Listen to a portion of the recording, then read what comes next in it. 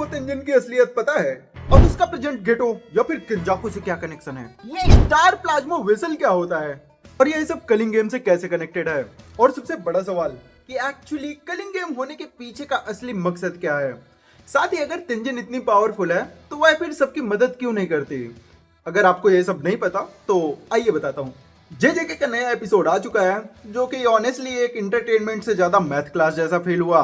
लेकिन मैं आपको वचन देता हूँ कि भले आपको एपिसोड कितना भी बोरिंग लगा हो, मगर इस वीडियो के अंदर आपको एंड तक इतनी सारी डिटेल्स मिलने वाली हैं जो कि आपको हिला कर रख देंगी। तो बिना समय गवाए चलिए शुरू करते हैं। जैसे कि इस एपिसोड में हमें पता चला कि तेंजिन अब एक इंसान से ज्यादा एक कर्स स्पिरिट बनती जा रही है, जिसे कि गेटो एक किंजाकू मैनिपुलेट करके कॉमन ह्यूमन के साथ मर्ज करना चाहता है, जिससे कि एक नई रेस की शुरुआत हो सके।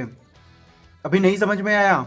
कोई नहीं, भैरव नाग की कसम जैसे जैसे वीडियो आगे बढ़ेगी सब समझा दूंगा। इन सवालों की गहराई को समझने के लिए हमें चलना होगा हजारों साल पीछे, जब तेंजन, सुकुना और किंजाकू बस इंसान हुआ करते थे। जहां तेंजन एक कर्स यूजर थी जो कि बैरियर्स बना सकती थी।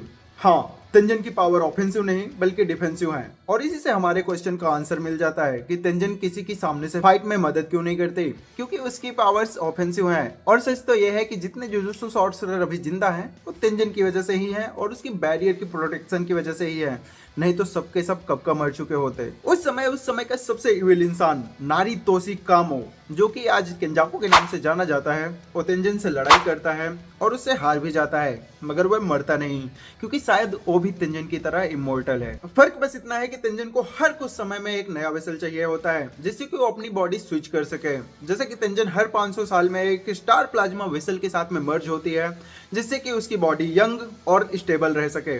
शो में भी बताया गया है कि तेंजन, सिक्स आई और स्टार प्लाज्मा वेसल के बीच में एक स्पिरिचुअल कनेक्शन है, या फिर इसे डेस्टिनी भी कह सकते हैं। इस बार तेंजन की स्टार प्लाज्मा वेसल होने वाली थी रिको अमानाई।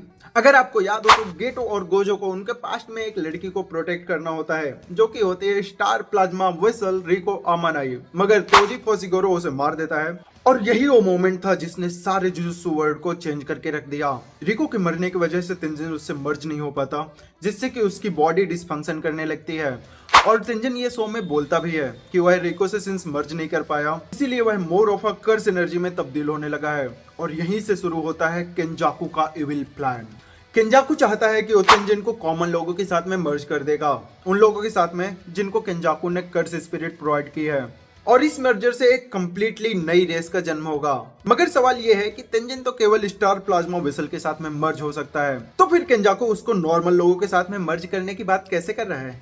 और यहीं पर रोल शुरू होता है कलिंग गेम का। जैसे कि आपको पता है कि तेंजन इस बार अपने स्टार प्लाज्मा वेसल के साथ में मर्ज नहीं कर पाई, जिसकी वजह से वो प्योर कर्स एनर्जी में तब्दील होने लगी है। जैसे जैसे वह अपनी सैनिटी खो रही है, उतना ही ज्यादा किंजाकू के लिए उसको कंट्रोल करना आसान होता जा रहा है।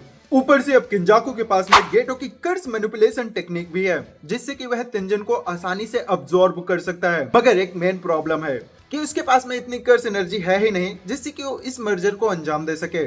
और यहीं पर रोल आता है कलिंग गेम का। जितना ज्यादा ब्लड सेड उतनी ज्यादा कर्स एनर्जी। कलिंग गेम बेसिकली एक तरह का स्क्विड गेम है जो कि हर सिटी में अलग अलग जगह पे होता है, और हर सिटी के लिए एक गेम मास्टर होता है जो कि इस गेम को ओवरसी करता है। बट यहाँ पर कोई गेम खेलने की बजाय एक पार्टिसिपेंट को दूसरे पार्टिसिपेंट को जान से मारना होता है, जिसके लिए उन्हें पॉइंट्स मिलते हैं। फॉर एग्जाम्पल, अगर आपने प्लेयर ए को मारा जो कि वर्थ ऑफ 5 पॉइंट्स है, तो आपको 5 पॉइंट मिल जाएंगे। और अगर आपने ऐसे ही 20 प्लेयर को मार दिया जो कि 5 पॉइंट ईच वर्थ करते हैं, तो आपके पास में 100 पॉइंट हो सकते हैं। अब ध्यान रहे, इन 100 पॉइंट्स में आपका जो पॉइंट है वो इंक्लूड नहीं होगा। एग्जाम्पल के हिसाब से अगर आपने 20 प्लेयर को मार दिया तो आप गेम में कोई चेंजेस ला सकते हैं। अब ये चेंजेस ऐसे नहीं होने चाहिए जिससे कि गेम आपका रुक जाए। आप बिल्कुल भी ये नहीं बोल सकते कि गेम रुकवा दो, या फिर साले प्लेयर को फ्री कर दो, या फिर कुछ ऐसा कर दो कि जिससे गेम हिंडर हो जाए। बेसिकली किंजाकू के प्लान में कोई चेंजेस नहीं आने चाहिए, बल्कि आप थोड़ा बड़ा चेंजेस कर सकते हैं जिससे कि बाकी गेम की कंटिन्यूएशन चलती रहे। फॉर एग्जांपल, आप ये कह सकते हैं कि किसी स्पेसिफिक प्लेयर को बाहर जाने दो। I am not certain about it कि ये रूल काम करेगा कि नहीं। This statement was solely based on assumption. अब आप इस पोजीशन पे आ तो गए, बट इस पोजीशन को अचीव करने के लिए आपने जिन लोगों को मारा है उन लोगों की कर्स एनर्जी वहां पे रहेगी, एंड यही किंजाकू का प्लान है। जितना ज्यादा ब्लड सेट उतनी ज्यादा कर्स एनर्जी। जहां पर कॉमन लोग जो कि गेम के सर्कल के अंदर आएंगे उन्हें भी कर्स स्पिरिट प्रोवाइड की जाएगी और उन्हें मौका दिया जाएगा एक बार अपने लिए फाइट करने का। जो कमजोर होंगे वो मारे जाएंगे और जो स्ट्रांग लोग होंगे बस वही सर्वाइव करेंगे, जैसा कि केंजाकू का बिल्कुल प्लान है।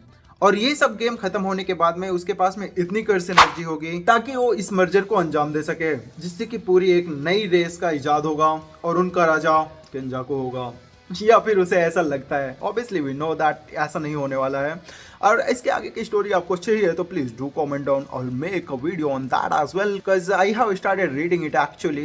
वीडियो पसंद आई हो तो इसे एक लाइक करना, चैनल को सब्सक्राइब करके बेल आइकन प्रेस करना, अपने सुझाव कमेंट बॉक्स में जरूर देना, because I am really excited about it and I like to talk to strangers as well. So तब तक यार सो देखो, थ्योरी बनाओ और मजे लो। See you in the next one, bye bye.